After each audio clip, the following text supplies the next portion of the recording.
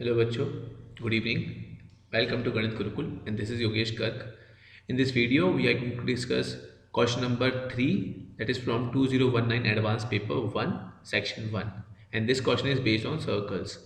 तो इस क्वेश्चन में what we have a line y is equal to mx plus 1 intersects a given circle. Given circle means its center is also given and radius is given at 2 points, right? तो ये उस circle का cord हो जाएगी line. If the midpoint of line segment has x coordinate -3/5 then which one of the following option is correct. मतलब ये m की value पर कमेंट करने को कह रहा है कि m की वैल्यू क्या हो सकती है, राइट? तो पहले तो एक बात समझते हैं कि भाई फिगर बनाते हैं इसकी प्रॉपर्ली. कोऑर्डिनेट ज्योमेट्री में it is very important to make a figure. If you don't make a figure तो आपकी कोऑर्डिनेट ज्योमेट्री बिल्कुल अच्छे से नहीं हो सकती है, ठीक है ना? तो आप एक रफ फिगर बनाओ, ठीक है ना? मेरे पास तो टूल्स हैं ऑब्वियसली, तो मैं तो इसमें बहुत एक प्रॉपर तरीके से बनाऊंगा फिगर, लेकिन आपके पास नहीं, आप एग्जाम में रफली तो बनाओगे ना कितने भी. तो इस सर्कल हमने बनाया, ठीक है ना? सेंटर क्या होगी अपना -3, 2 नहीं 3, -2, ठीक है ना? 3, -2 विल बी द सेंटर. 3, -2 ये सेंटर है. और ये जो लाइन है आपकी y is equal to x plus 1 वो उसको 2 पॉइंट पे ऐसे इंटरसेक्ट कर रही है, ठीक है ना? ये लाइन है अपनी y is equal to m x plus 1. ये इसको 2 पॉइंट पे कट कर रही है. वो 2 पॉइंट क्या है? P एंड Q, ठीक है? अब आपको इस लाइन का मिड पॉइंट भी दिया हुआ है, कॉर्ड का, बेसिकली कॉर्ड हो जाएगी PQ, इसका मिड पॉइंट दिया हुआ है और वो मिड पॉइंट R जो है उसका x कोऑर्डिनेट दिया हुआ है, पूरा नहीं दिया हुआ है. x कोऑर्डिनेट है -3/5, y कोऑर्डिनेट आपके पास नहीं है. अब आपको क्या डिटरमाइन करना है? क्या आपको y कोऑर्डिनेट डिटरमाइन करना है? नहीं, आपको ये m की वैल्यू डिटरमाइन करनी है कि ये m की वैल्यू क्या होगी. चारों ऑप्शन में से कौन सी वैल्यू ठीक होगी m की, ठीक है ना? तो कैसे करें इस क्वेश्चन को, क्या अप्रोच इस क्वेश्चन में हम यूज कर सकते हैं? तो कई लोगों के दिमाग में एक बात आ रही होगी, t is equal to S1, क्योंकि हर जगह वो भर भर के पढ़ाया जाता है कि भाई t is equal to S1 is the equation of chord whose mid point is given. Mid point given होगी तो आप उसको सर्कल की क्वेश्चन में डाल दो और सर्कल की क्वेश्चन से टेंजेंट की क्वेश्चन बनाओ मिड पॉइंट के हिसाब से, दोनों को इक्वेट कर दो. t is equal to S1 आप लोगों ने आई होप सबने पढ़ा होगा. ये होता है equation of a chord whose mid point is given, उसको डिटरमाइन करने के लिए. लेकिन यहाँ पर सोचो कि उसका कोई फायदा है? आपको सर्कल की इक्वेशन दी हुई है, पहले तो आप टेंजेंट की इक्वेशन बनाओ पॉइंट ऑफ कांटेक्ट के टर्म में, ठीक है? फिर आप S1 उससे पुट करो, फिर उसको इक्वेट करके आपके पास पता क्या होगा?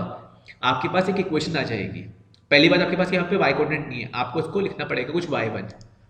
तो t is equal to S1 से आपके पास एक इक्वेशन तो वो आएगी, वो भी थोड़ी मुश्किल होगी. फिर दूसरी इक्वेशन भी आपको चाहिए होगी. तो दो इक्वेशन के बिना तो क्वेश्चन हो नहीं सकता है, क्योंकि y1 है और m है, दोनों को आपको आपस में सॉल्व करके एलिमिनेट, एक y1 को एलिमिनेट करना है. t is equal to S1 will make this question very very difficult. So what is the best approach over here? पता है यहाँ पे बेस्ट अप्रोच क्या है? आप एक चीज सोचो कि भाई ये जो पॉइंट है R वो इस लाइन को सेटिस्फाई करेगा, एक बात ये. दूसरा, अगर मैं 3, -2 और इस पॉइंट को ज्वाइन कर दूं, ये एंगल 90 नहीं होगा? बिल्कुल होगा. और ये बात कहाँ है? ये बात कहाँ मेंशन्ड है? क्लास 9th की एनसीईआरटी में. क्लास 11th का आप सर्कल्स पढ़ रहे हो, 9th की एनसीईआरटी की बात हो रही है. जी हाँ, अगर आप सर्कल चैप्टर की बात कर रहे हो, आपको प्रॉपर्टीज जितनी भी 9th में है और 10th में है बिल्कुल एकदम क्लियर होनी चाहिए. अगर नहीं है क्लियर, आपसे सर्कल्स के क्वेश्चन काफ़ी सारे नहीं होंगे. ये क्वेश्चन एडवांस का है. वो वहाँ पे आपसे t is equal to S1 जो क्लास 11th में एक्सक्लूसिवली पढ़ाया जाता है, भर भर के पढ़ाया जाता है, वो डिमांड नहीं कर रहे हैं. वो आपसे ये डिमांड कर रहे हैं कि आपकी बेसिक कंसेप्ट कितने स्ट्रॉन्ग है. क्या आपको ये पता है कि कॉर्ड का मिड पॉइंट अगर हम ज्वाइन करें सेंटर से तो वो लाइन परपेंडिकुलर होती है कॉर्ड पर? आपको अगर ये बात नहीं पता है तो उसका मतलब आपके बेसिक्स ठीक नहीं है. इसलिए बेसिक्स ठीक रखने बहुत ज़रूरी है. अब ऐसा, इसके बाद क्या फिर खत्म क्वेश्चन? इसके बाद भी खत्म नहीं है. अगर आपको ये बात पता नहीं है कि भाई इसकी स्लोप m है रेड लाइन की, तो येलो लाइन की स्लोप क्या होगी? -1/m.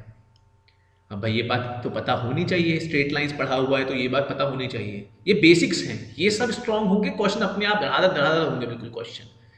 मैं ये बिल्कुल नहीं कहूँगा कि एडवांस के सारे क्वेश्चन ऐसे धड़ाधड़ होंगे, लेकिन अधिकतर क्वेश्चन ऐसे होते हैं. आप 50% क्वेश्चन ऐसे कर सकते हो बहुत आराम से, अगर आपके बेसिक्स बिल्कुल क्लियर है. तो आपको ज़रूरी नहीं कि आपको मतलब आपने बहुत क्वेश्चन किए हुए हों. खैर, तो यहाँ पर आपका स्लोप के आइडिया लगाओ. स्लोप के आइडिया से -2 -y1 या r, इसको o लिख लेते हैं, आर ओ की स्लोप फाइंड करते हैं, ठीक है ना? तो y1 -2 it will be y1 + 2 upon -3/5 -3 it will be equal to -1/m. थोड़ा मैं शिफ्ट कर लेता हूँ, ये आपको दिख नहीं रहा होगा, ठीक है ना? तो ये अपने पास इससे एक एक्सप्रेशन ये आ गया। तो अब कैसे करें क्वेश्चन को? अब भाई एक चीज़ ये देखो ना, ये जो आर पॉइंट है ये इस लाइन को सेटिस्फाई करेगा, इस लाइन को, ये y is equal to mx plus 1 को, ये जो आपका आर पॉइंट है ये y is equal to mx plus 1 को सेटिस्फाई करेगा। पुट कर दो इस आर पॉइंट के कोऑर्डिनेट इस इक्वेशन में। So you will get y की जगह y1 is equal to mx1, मतलब x कोऑर्डिनेट क्या हो जाएगा -3/5 प्लस 1। अब बस y1 को यहाँ रिप्लेस कर दो, तो y1 को रिप्लेस कर दो, you will gate -3/5 m plus 1 plus 2, it will B plus 3, और नीचे ये है -3/5 -3, तो इसको हटाओ भाई, ये इज इक्वल टू -1/m है ना, ये माइनस इसमें काट दो, ये प्लस हो जाएगा यहाँ पर, ठीक है। और 3 को उड़ा दो पूरे में से, 3 को उड़ा दो पूरे में से, you will get this equation -m/5 plus 1 upon 1/5 plus 1 is equal to 1/m, ठीक है ना। थोड़ा और सिंप्लीफाई कर लो इसको, सिंप्लीफाई करके you will gate 5 minus m upon ये आपका हो जाएगा नीचे 6 इज इक्वल टू 1/m। आप इसको क्रॉस मल्टीप्लाई करो, सॉल्व करो, क्या आ जाएगा 5m minus m square is equal to 6। आप सब लोग इसको बहुत आराम से सॉल्व कर सकते हो। 5 square minus m square minus 5m plus 6 is equal to 0, ठीक है ना। ये क्वालिटी बन जाएगी। इससे m की दो वैल्यूज़ क्या आएंगी 2 और 3। बस ये और चेक कर लेते हैं कहीं कुछ, हाँ नहीं कोई गड़बड़ नहीं होगी। So 2 and 3 they are 2 solutions of this. और 2 और 3 कहाँ कहाँ हो रही है m की वैल्यू? क्या इस ऑप्शन में है? बिल्कुल नहीं। इस ऑप्शन में है? बिल्कुल नहीं। इस ऑप्शन में है? बिल्कुल नहीं। 2 और 3 इस ऑप्शन में, बी में। तो m की दो वैल्यूज हैं 2 and 3। So this question is based on the concept of when mid point of a cord is given, तो उस कॉर्ड की क्वेश्चन डिटरमाइन करना, लेकिन t is equal to s1 से क्वेश्चन हैवी हो जाएगा। तो इसलिए ये समझना बहुत जरूरी कि बेसिक्स कितने क्लियर होने चाहिए हमें। बिल्कुल तीनों बेसिक वाली चीज़ें थी। परपेंडिकुलर वाली बात बेसिक, स्लोप का प्रोडक्ट -1 बेसिक, वो आर पॉइंट उस लाइन को सेटिस्फाई करेगा बेसिक। ये 3 बेसिक सी चीज़ें थी, एक 9th वाला और 2 11th वाला।